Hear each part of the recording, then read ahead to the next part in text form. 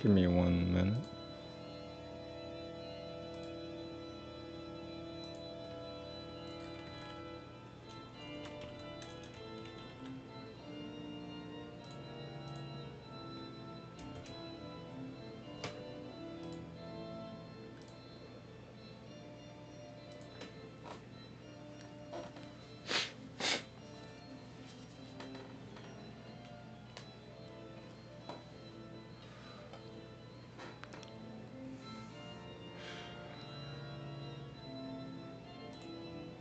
Okay.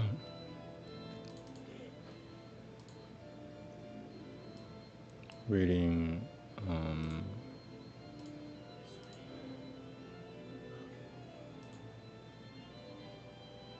Hebrews.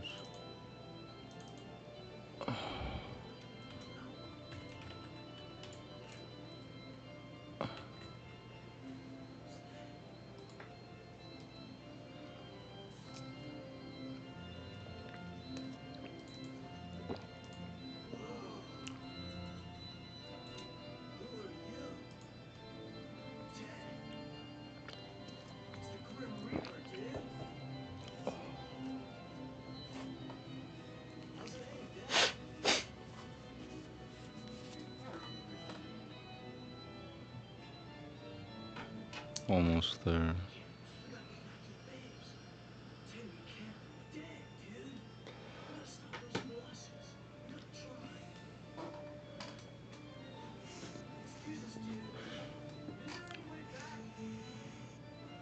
Hebrews chapter 1.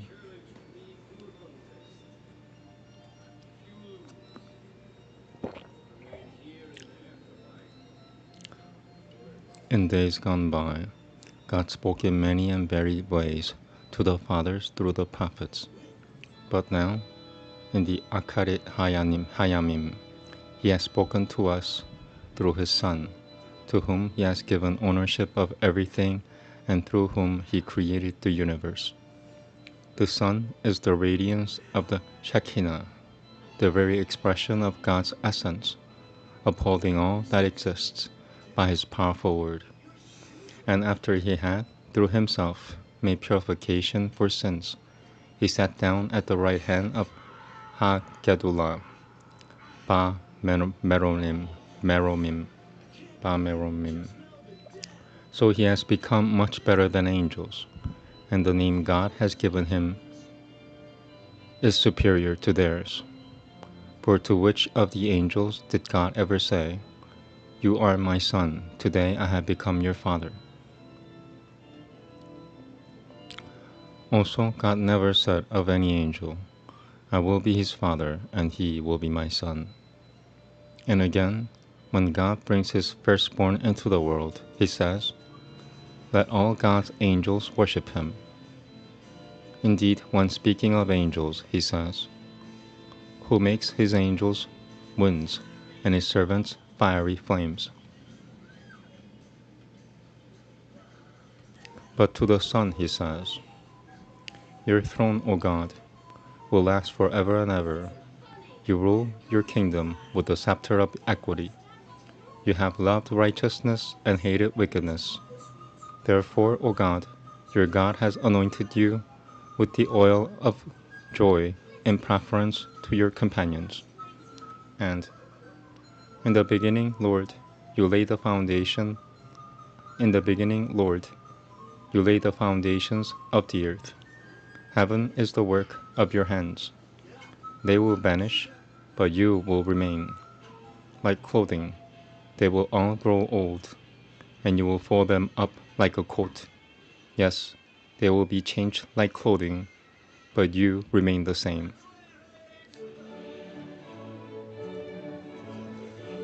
Your years will never end."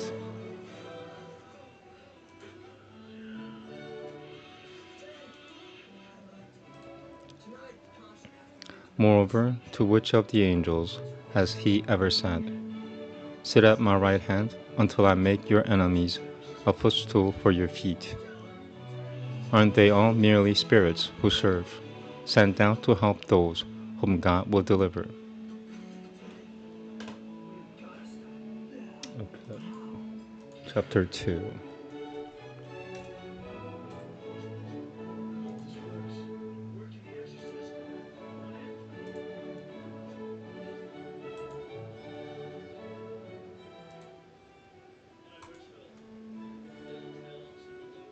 Okay, here we go.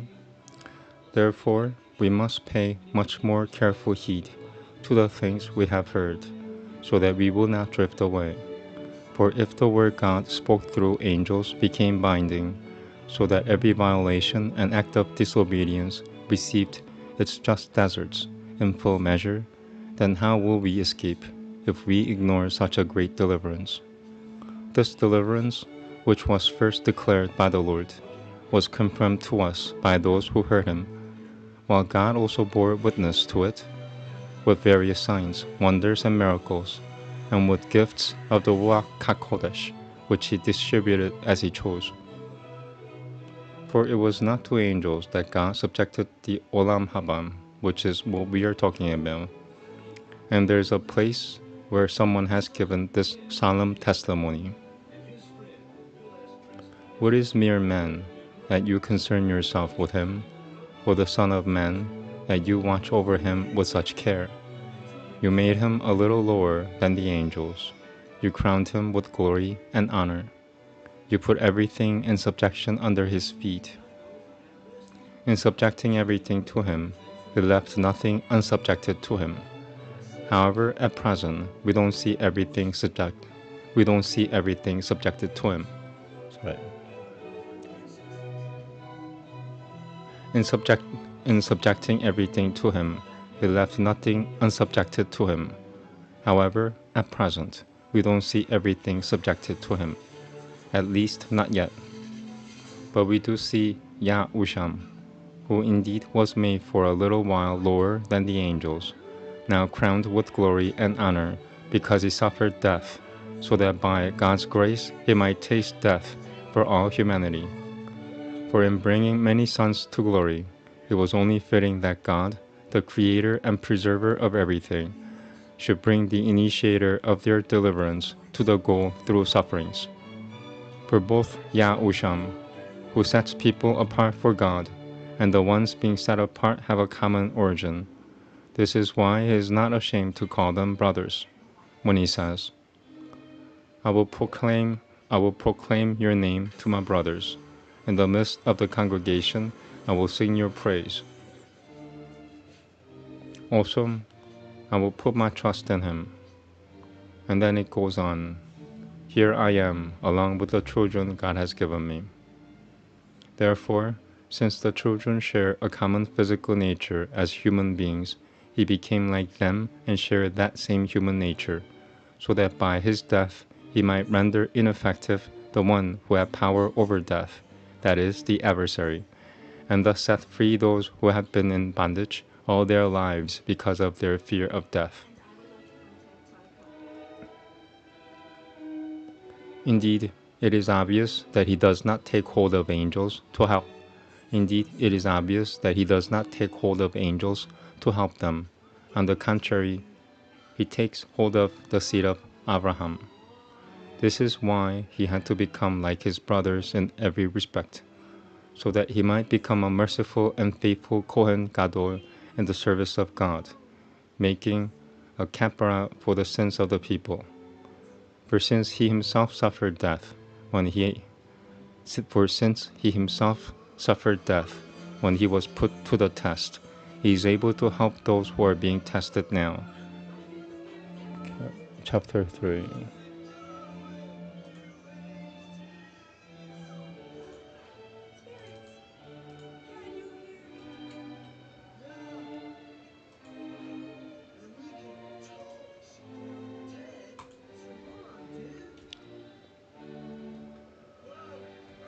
Therefore, brothers whom God has set apart, who share in the call from heaven, think carefully about Yah-Usha, whom we acknowledge publicly as God's emissary and as Kohen Gadol. He was faithful to God who appointed him, just as Moshe was faithful in all God's house. But Yah-Usha deserves more honor than Moshe, just as the builder of the house deserves more honor than the house. For every house is built by someone, but the one who built everything is God. Also, Moshe was faithful in all God's house, as a servant giving witness to things God would divulge later. But the Messiah, as Son, was faithful over God's house, and we are that house of His, provided we hold firmly to the courage and confidence inspired by what we hope for. I'm gonna read it again, sorry. Oh, 1 second.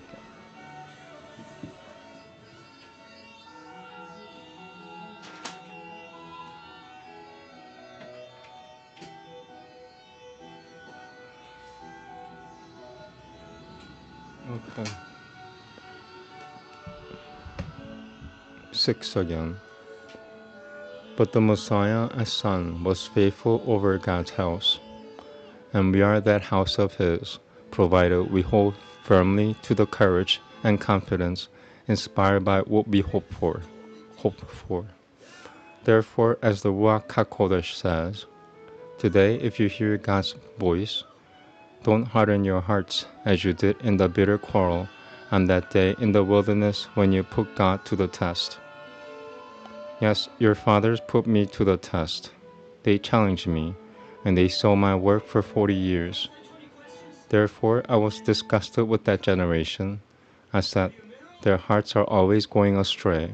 They have not understood how I do things.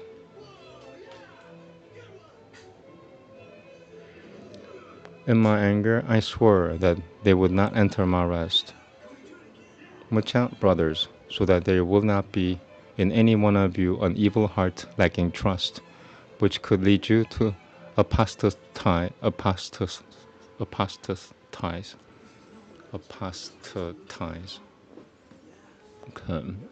12 again, apostatize. Watch out, brothers, so that there will not be any. Watch out, brothers, so that I'm also being harassed on top of all this. Watch out, brothers, so that there will not be in any one of you an evil heart lacking trust, which could lead you to apostatize from the living God. Instead, keep exhorting each other every day as long as it is called today, so that none of you will become hardened by the deceit of sin. For we have become sharers in the Messiah, provided, however, that we hold firmly to the conviction we began with, right through until the goal is reached.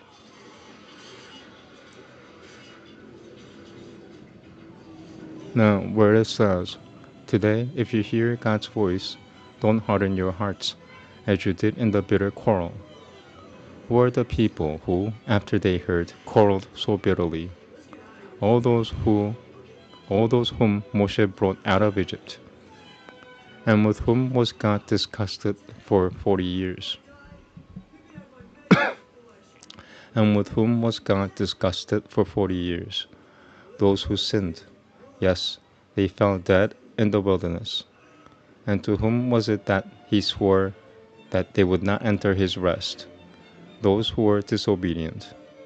So we see that they were unable to enter because of lack of trust. Chapter 4.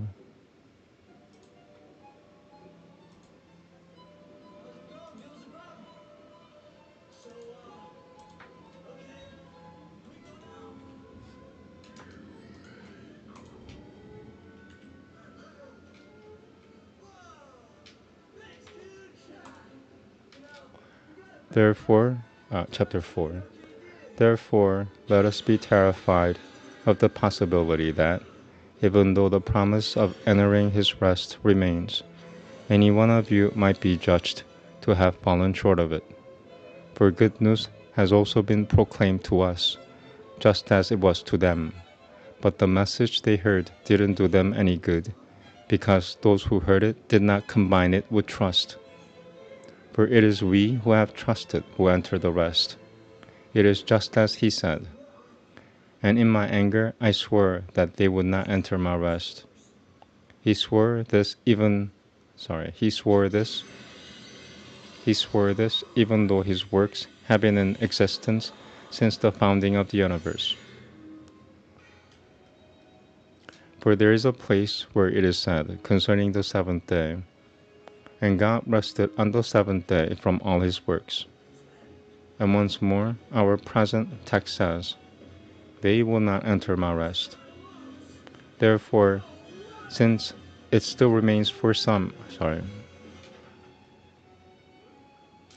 Therefore, since it still remains for some to enter it, and those who received the good news earlier did not enter, he again fixes a certain day, today, saying through David, so long afterwards, in the text already given, "Today, if you hear God's voice, don't harden your hearts." For if Yahushua had given them rest, God would not have spoken later of another day. So there remains a Shabbat keeping for God's people. For the one who has entered God's rest has also rested from his own works, as God did from his. Therefore, let us do our best to enter that rest, so that no one will fall short because of the same kind of disobedience. See, the word of God is alive. It is at work and is sharper than any 12 again. See, the word of God is alive. It is at work and is sharper than any double-edged sword.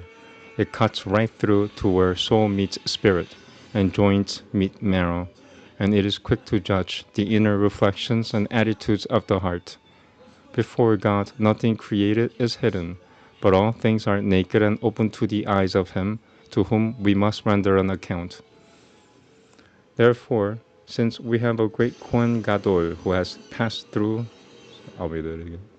Therefore, since we have a great Kohen Gadol who has passed through I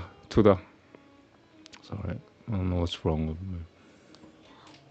I'm in a lot of pain also.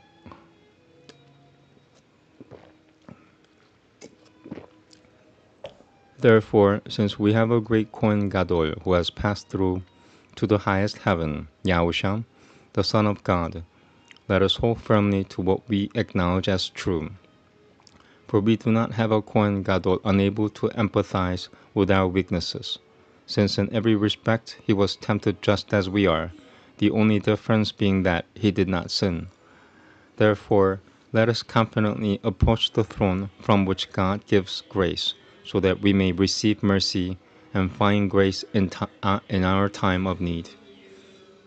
Will be 16 again. Therefore, let us confidently approach the throne from which God gives grace, so that we may receive mercy and find grace in our time of need. Okay, chapter 5. Taking a short break.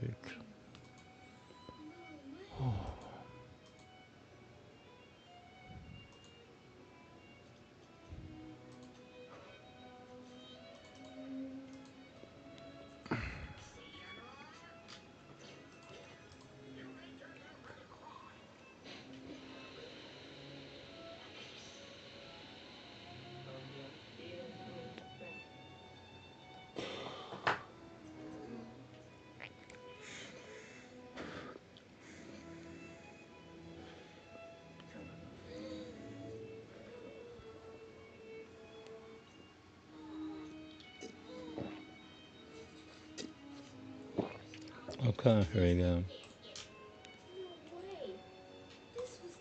Chapter 5. Maybe one or two more chapters. Wanna be for at least 35 minutes. So I don't know. We'll see. For every Kohen Gadol taken from among men is appointed to. For every Kohen Gadol taken from among men is appointed to act on people's behalf with regard to things concerning God, to offer gifts and sacrifices for sins. He can deal gently with the ignorant and with those who go astray, since he too is subject to weakness.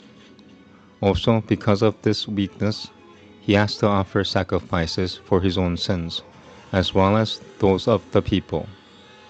And no one takes this honor upon himself, rather, he's called by God, just as Aharon was. So neither did the Messiah glorify himself to become Kohen Gadol. Rather, it was the one who said to him, "You are my son, today I have become your father." Also, as he says in another place, you are a Kohen forever, to be compared with Melchizedek. During Yah-Usha's life on earth, he offered up prayers and petitions, crying aloud and shedding tears, to the one who had the power to deliver him from death, and he was heard because of his godliness. Even though he was the Son, he learned obedience through his sufferings. And after he had been brought to the goal, he became the source of eternal deliverance to all who obey him, since he had been proclaimed by God as a Kohen Gadol to be compared with Melchizedek. We have much to say about this subject, but it is hard to explain because you have become sluggish in understanding. For although by this time you ought to be teachers, you need someone to teach you the very first principles of God's Word all over again. You need milk, not solid food. Anyone who has to drink milk is still a baby without experience in applying the Word about righteousness. But solid food is for the mature, for those whose faculties have been trained by continuous exercise to distinguish good from evil. Okay. Chapter 6 next.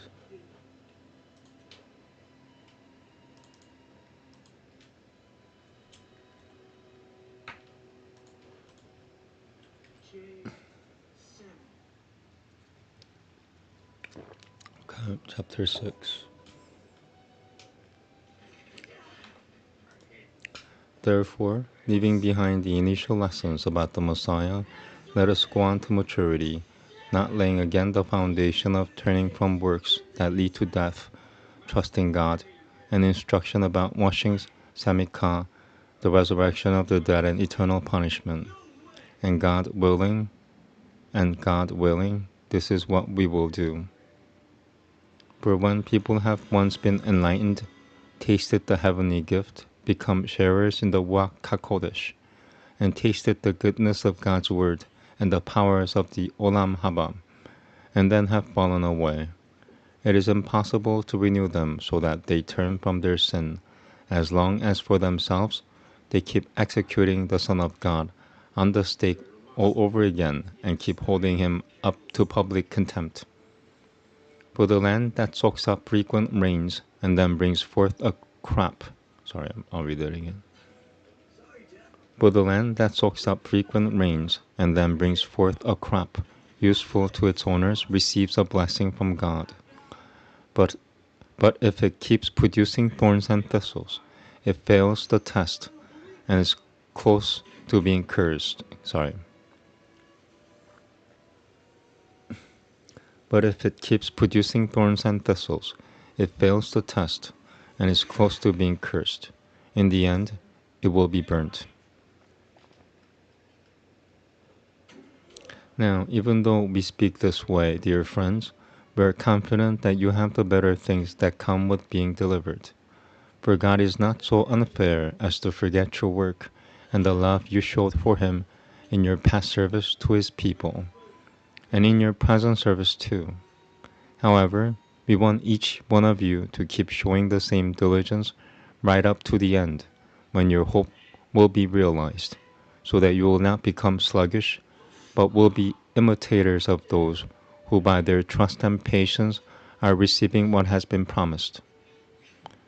For when God made his promise to Abraham, he swore an oath to do what he had promised.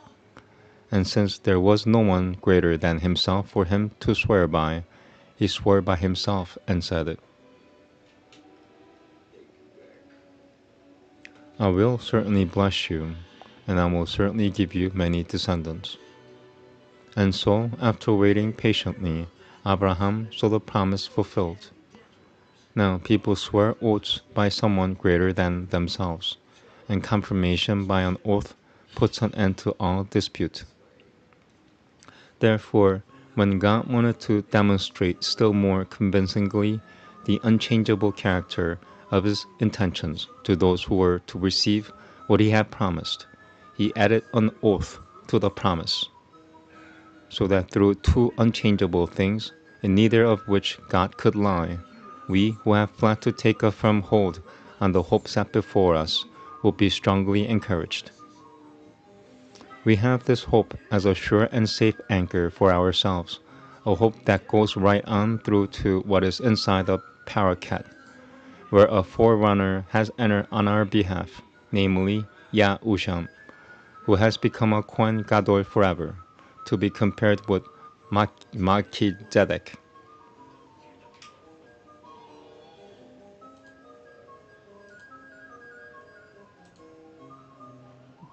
Chapter 7.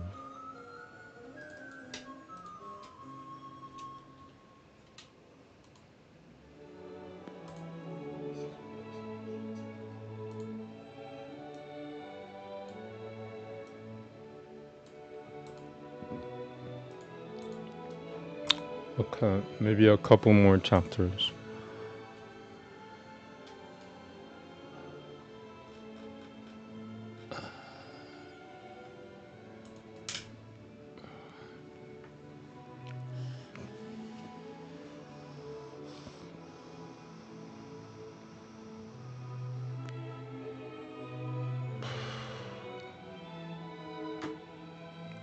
My setups got like a dark quality to it, which was totally not intended at all. I wanted to make it light, like sky blue and shit.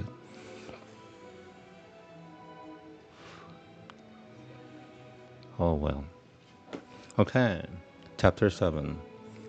This Melchizedek, king of Shalem, a Kohen of God Ha-Elyon, met Abraham on his way back from the slaughter of the kings and blessed him. Also Abraham gave him a tenth of everything. Now first of all, by translation of his name, he is King of Righteousness, and then he is also King of Shalem, which means King of Peace. There is no record of his father, mother, ancestry, birth, or death. Rather, like the Son of God, he continues as a Kohen for all time. Just think how great he was.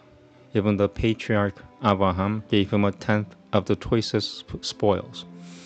Now the descendants of Levi, who became Kohanim, have a commandment in the Torah to take a tenth of the income of the people, that is, from their own brothers, despite the fact that they too are descended from Abraham. But Melchizedek, even though he was not descended from Levi, took a tenth from Abraham. Also, he blessed Abraham, the man who received God's promises. And it is beyond all dispute that the one who blesses has higher status than the one who receives the blessing. Moreover, in the case of the Kohanim, the tenth is received by men who die, while in the case of Melchizedek, it is received by someone who is testified to be still alive. One might go even further and say that Levi, who himself receives tenths, paid a tenth through Abraham, inasmuch as he was still in his ancestor Abraham's body when Melchizedek met him. Therefore, if it had been possible to reach the goal through the system of Kohanim derived from Levi, since in connection with it the people were given the Torah, what need would there have been for another, different kind of Kohen, the one spoken of as to be compared with Melchizedek, and not to be compared with Aaron? I'm gonna read it again. Verse 11, chapter 7, 7 and 11. Therefore, if it had been possible to reach the goal through the system of Kohanim derived from Levi, since in connection with it the people were given the Torah, what need would there have been for another, different kind of Kohen, the one spoken of as to be compared with Melchizedek, and not to be compared with Aaron? For if the system of Kohanim is transformed, there must of necessity occur a transformation of Torah. The one about whom these things are said, belongs to another tribe,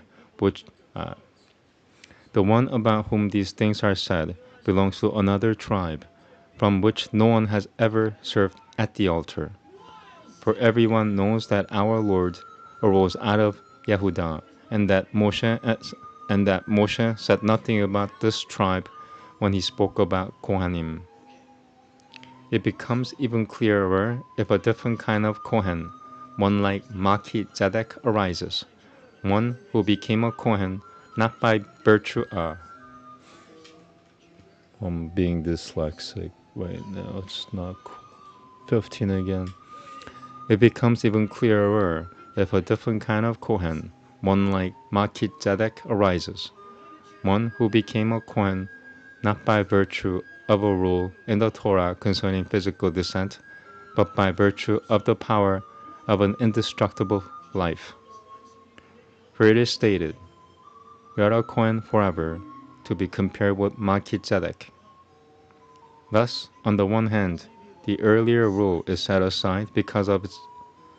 You know what? I'm gonna have to do this. Calibrate or sick. Go with that. Okay. I changed font. Thus, on the one hand, the earlier rule is set aside because of its weakness and inefficacy. Thus, on the one hand, the earlier rule is set aside because of its weakness and inefficacy, but the Torah did not bring anything to the goal. And on the other hand, a hope of something better is introduced, through which we are drawing near to God. What is more, God swore an oath, for no oath was sworn in connection with those who become Kohanim now, but Yah-Usha became a Kohen by the oath which God swore when he said to him, "Yahweh has sworn and will not change his mind. You are a Kohen forever." Also, this shows how much better is the covenant of which Yah-Usha has become guarantor. Moreover, the present Kohanim are many in number because they are prevented by death from continuing in office. But because he lives forever, his position as Kohen does not pass on to someone else, and consequently, he is totally able to deliver those who approach God through him, since he is alive forever and thus forever able to intercede on their behalf. This is the kind of Kohen Gadol that meets our need. Holy, without evil, without stain, set apart from sinners, and raised higher than the heavens. One who does not have the daily necessity, like the other Kohanim Gadolim, of offering up sacrifices first for their own sins and only then for those of the people, because he offered one sacrifice once and for all by offering up himself. For the Torah appoints as Kohanim Gedolim men who have weakness, but the text which speaks about the swearing of the oath, a text written later than the Torah, appoints a son who has been brought to the goal forever. Yeah, this font works better for me. Sorry about that. Still learning. It's just a better font. It is what it is. Chapter 8. Probably one or two more.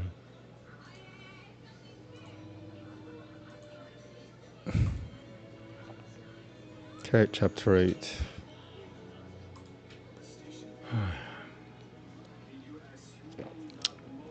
Here is the whole point of what we have been saying. We do have just such a Kohen Gadol as has been described, and he does sit at the right hand of Ha-Gedullah in heaven. There he serves in the holy place, that is, in the true tent of meeting, the one erected not by human beings but by Yahweh. For every Kohen Gadol is appointed to offer both gifts and sacrifices. So this Kohen Gadol too has to have something he can offer. Now, if he were on earth, he wouldn't be a Kohen at all, since there already are Kohanim offering the gifts required by the Torah. But what they are serving is only a copy and shadow of the heavenly original.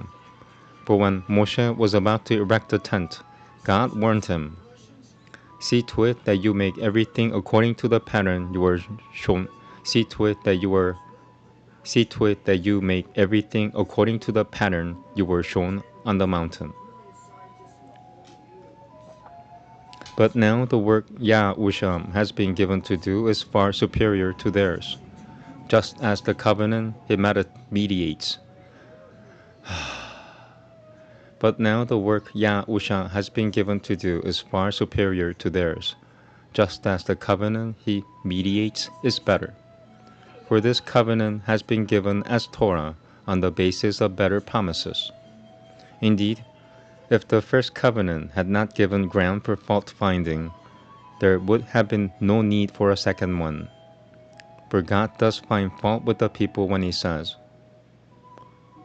"See, the days are coming, says Yahweh, when I will establish over the house of Israel and over the house of Yehudah a new covenant. It will not be like the covenant which I made with their fathers on the day when I took them by their hand and led them forth out of the land of Egypt.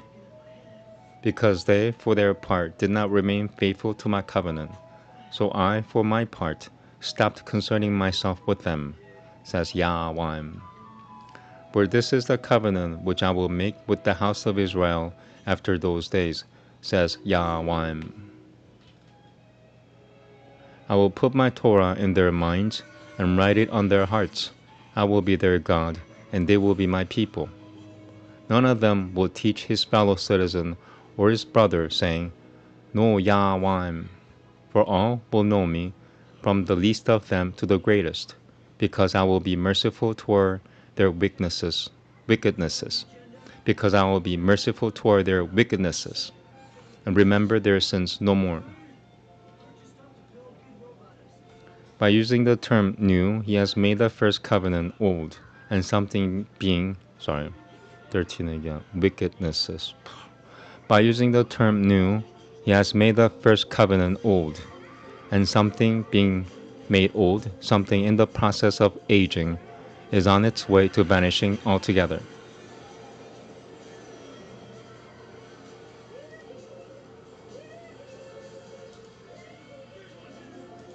Okay, chapter 9. I want to get to chapter 11. That's the faith chapter for those who are aware. Hebrews chapter 11. We'll see. I don't want to read more than 15 minutes. So 13 minutes tops. Chapter 9, here we go.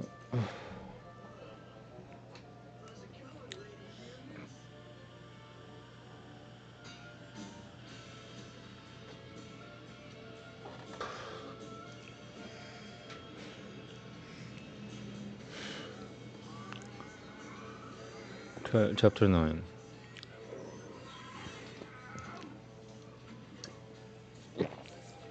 Now, the first covenant had both regulations for worship and a holy place here on earth.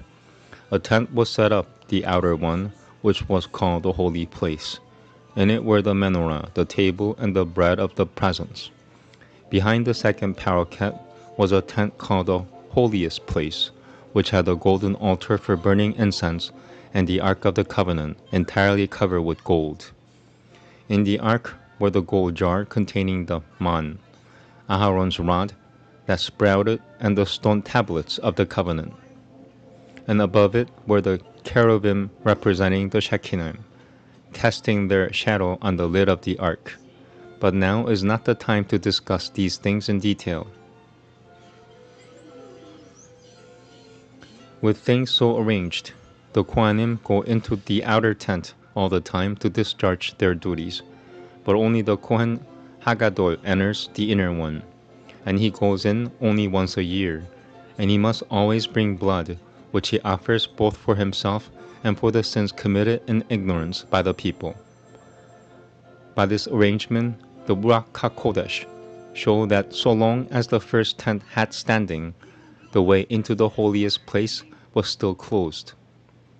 This symbolizes the present age and indicates that the conscience of the person performing the service cannot be brought to the goal by the gifts and sacrifices he offers, for they involve only food and drink and various ceremonial washings, regulations concerning the outward life, imposed until the time for God to reshape the whole structure. But when the Messiah appeared as Kohen Gadol of the good things that are happening already, then through the greater and more perfect tent, which is not man-made, taking a break, forced to take a break. Hello, Jezebel. But when the Messiah appeared as Kohen Gadol of the good things that are happening already, then through the greater and more perfect tent, which is not man-made, that is, it is not of this created world, he entered the holiest place once and for all. And he entered not by means of the blood of goats and calves, but by means of his own blood, thus setting people free forever. For if sprinkling ceremonially unclean persons with the blood of goats and bulls and the ashes of a heifer restores their outward purity, then how much more the blood of the Messiah, who, through the eternal Spirit, offered himself to God as a sacrifice without blemish, will purify our conscience from works that lead to death, so that we can serve the living God.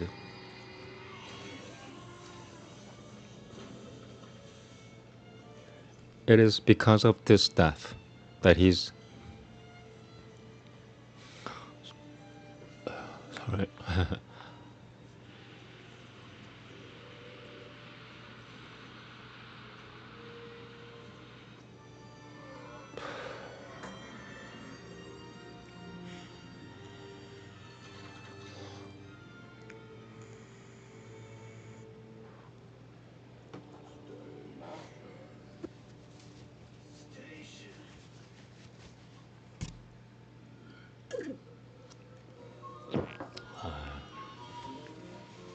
Okay, here we go. Verse 15. It is because of this death that he is mediator of a new covenant. Because a death has occurred which sets people free from the transgressions committed under the first covenant, those who have been called may receive the promised eternal inheritance. But where there is a will, there must necessarily be produced evidence of its maker's death, since a will goes into effect only upon death. It never has force while its maker is still alive. This is why the first covenant, too, was inaugurated with blood. After Moshe had proclaimed every command of the Torah to all the people, he took the blood of the calves with some water and used scarlet wool and hyssop to sprinkle both the scroll itself and all the people. And he said, "This is the blood of the covenant which God has ordained for you." Likewise, he sprinkled with the blood both the tent and all the things used in its ceremonies. In fact, according to the Torah, almost everything is purified with blood. Indeed, without the shedding of blood, there is no forgiveness of sins. Now, this is how the copies of the heavenly things had to be purified, but the heavenly things themselves require better sacrifices than these.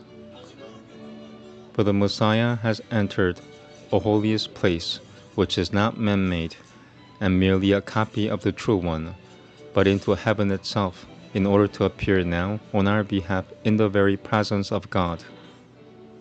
Further, he did not enter heaven to offer himself over and over again, like the Kohen Hagadol, who enters the holiest place year after year with blood that is not his own. For then he would have had to suffer death many times, from the founding of the universe on.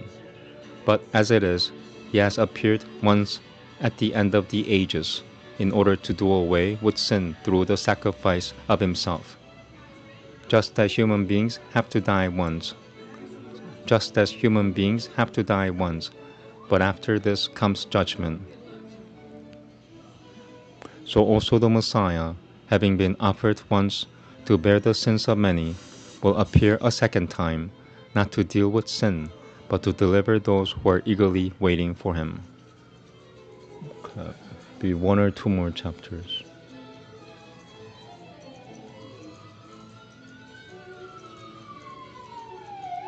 Oops.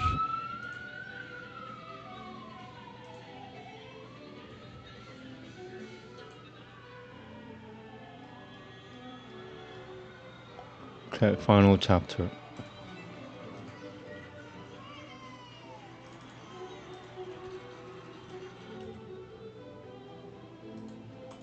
Chapter 10, final chapter of today. For the Torah has in it a shadow of the good things to come, but not the actual manifestation of the originals. Therefore, it can never, by means of the same sacrifices repeated endlessly year after year, bring to the goal those who approach the holy place to offer them. Otherwise, wouldn't the offering of those sacrifices have ceased?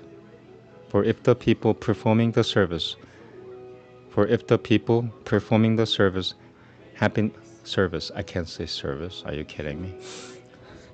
Yeah, I don't know how to serve, I cannot even say service. From the arrow. So yeah, I'm tired. Last chapter. For if the people performing the service have been cleansed once and for all, they would no longer have sins on their conscience. No, it is quite the contrary. In these sacrifices is a reminder of sins year after year. For it is impossible that the blood of bulls and goats should take away sins.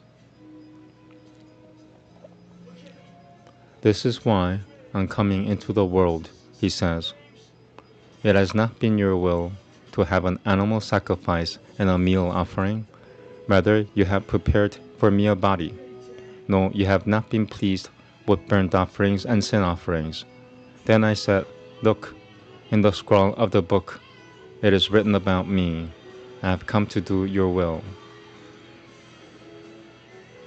In saying first, you neither willed nor were pleased with animal sacrifices, meal offerings, burnt offerings, and sin offerings, things which are offered in accordance with the Torah.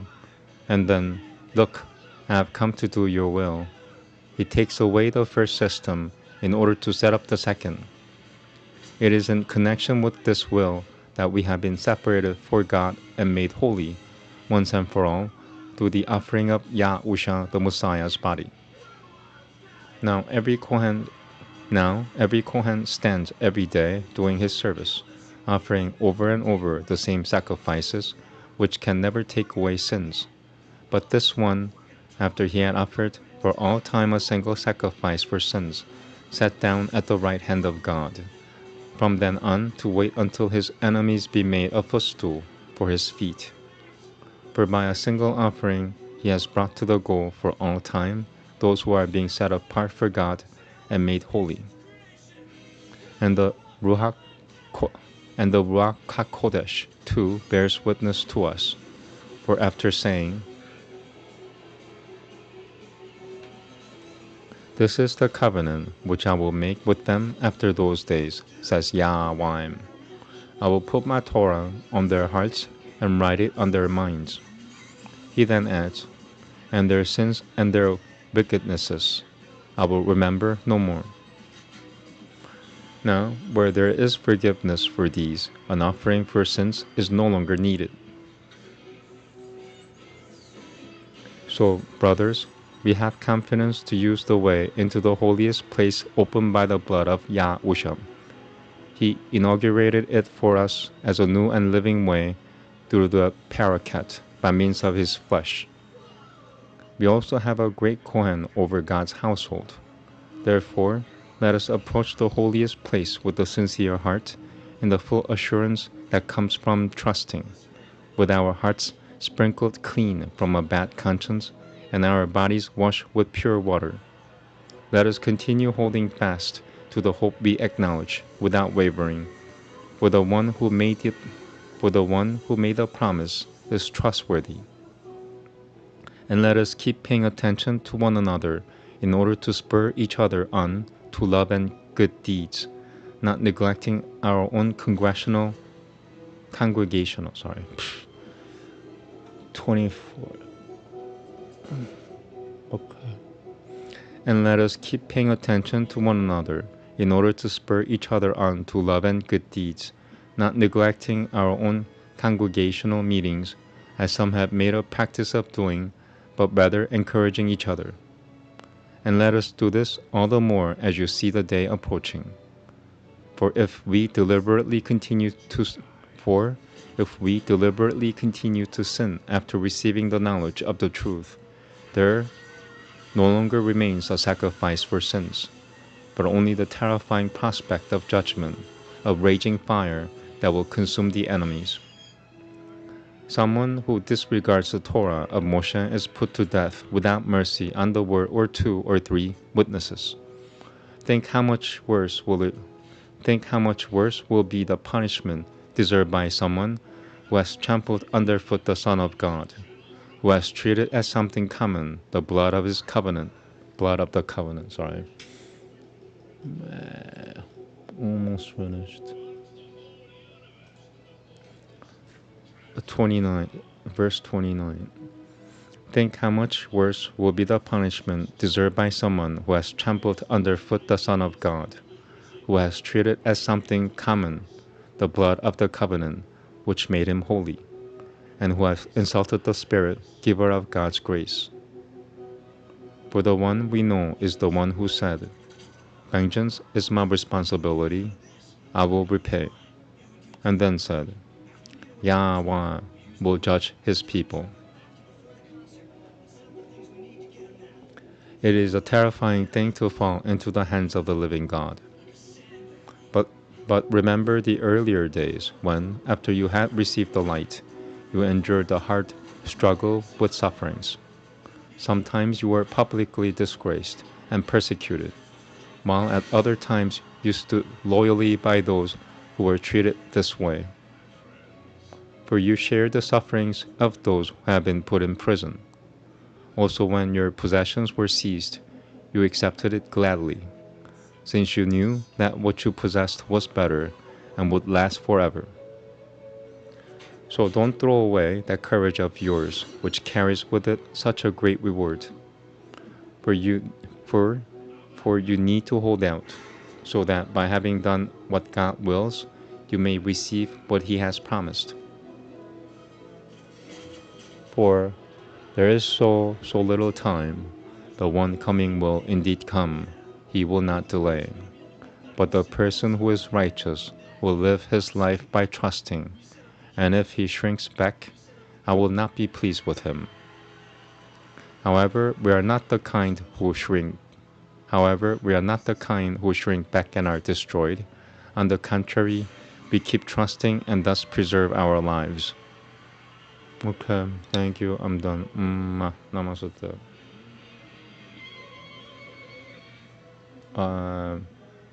I might do ASMR Hare Krishna Manantara chant today at 6:15 because I don't think I could skateboard today. But yeah, I'm not sure. So ASMR either today at 6:15 p.m. or not. I have to discuss with myself, I guess. Thank you. Have a good night. Namaste.